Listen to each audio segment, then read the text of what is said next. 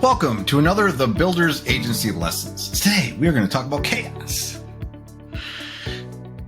When you're running an agency or any type of business, there's going to be chaos periodically. Some people need that chaos, including me, including others I know in the agency world. We like a little bit of chaos because if there's chaos, that means you're doing stuff. Like if you're bored and just hanging out and there's nothing happening and everything's just perfectly structured and nothing goes off the rails, that's probably a sign that you're not doing enough, or maybe you're the exception to the rule and you're just that way, and you just like it that way, you're good to go. But chaos can be a disruptor. And it can have a ripple effect, right?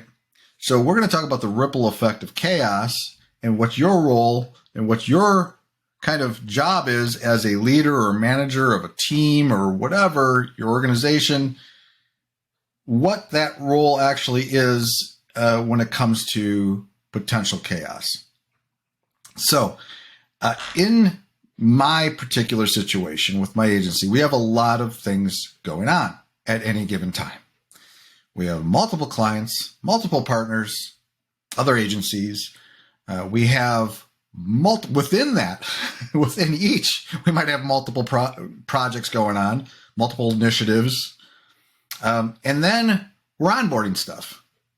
We might have a whole new client I'm onboarding and like I am this week, we got a whole new web design development project, a larger project to design and build a whole website, rebuild it. Redesign it. That's coming in. And then I got a new situation with one of our companies that we do stuff for already. They got a whole nother initiative they have that we're going to work with them on related to design.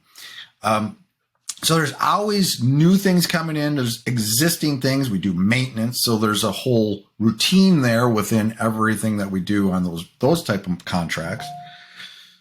So, but what can happen is sometimes it can be anybody. It can be oftentimes it's somebody new, but it could be somebody even not new that is a longtime client or whatever. And they drop something into your yard. When they throw something into your yard, that's on fire. And to them, this is their whole world. This is this has to be done in a certain way, and it has to be done yesterday, and it has all these issues that are inherent with it. But but as I sit here and I'm using some examples from this week because there's a little chaos going on, but it is my job, though, to make sure that I'm conscious of everything else going on.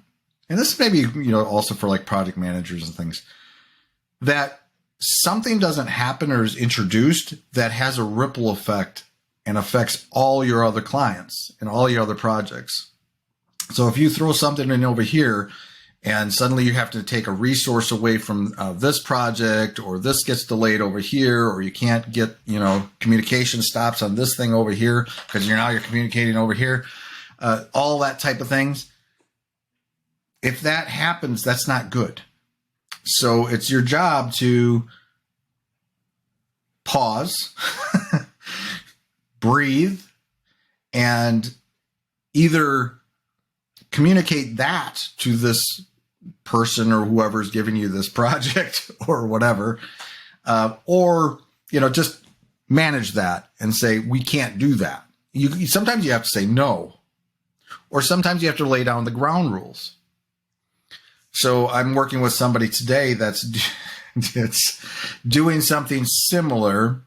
They tend to be more chaotic, but we have a relationship with them, but it's pretty structured and it's pretty isolated from everything else we're doing. I know they're chaos, but we have a way to insulate that. There's a dedicated resource handling it and drop everything kind of situation over there, but it doesn't affect anything over here. But there's something else being inserted that's taking my time, and I have to make sure that I communicate to them what this means, requesting that we structure or block some time, requests, need to be handled in a certain way. This is how we're structured, kind of giving them, an update on how things are working over here and how chaotic, not chaotic. Well, things are chaotic, but how things are, how things are managed on our end, so they can, kind of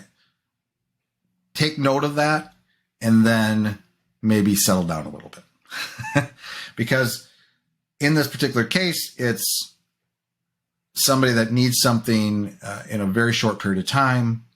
And, now the only way I can say yes to that is knowing what that ripple effect could be. Luckily, in this case, I don't have that much to say about it because I do have another resource that can help out with this, that it's not going to affect other client work. It may temporarily affect some other projects that we got going on, but nothing like critical. So I'm going to reassign this resource to work on this now. But I had to think about that. I can't just take some just random person on the team or whatever. I have to think about what is each person on my team doing? How does that affect the other projects they're working on, or does it affect the clients and stuff like that? So that's really, I think, the lesson right here is you have to, as somebody that's in charge of the team or in charge of projects or in charge of your business, that you have to insulate yourself from the potential. Sometimes you don't want to say no. Maybe it's a good client. Maybe it's somebody, that was referred and you want to make sure they're taken care of.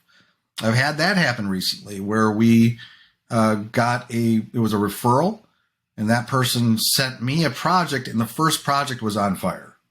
In other words, it was already late. There was issues. There was all this stuff, and they needed it they needed it tomorrow, which by the end of the week, and so I had you have to sit down and you have to say, well, what does that mean? Can I do it? We might have to say no. You have to learn to say no, because there's a ripple effect with chaos. And when you have anybody that's inserting chaos into your business, you have to maintain order on some level. There's going to be some chaos, and it's going to percolate through.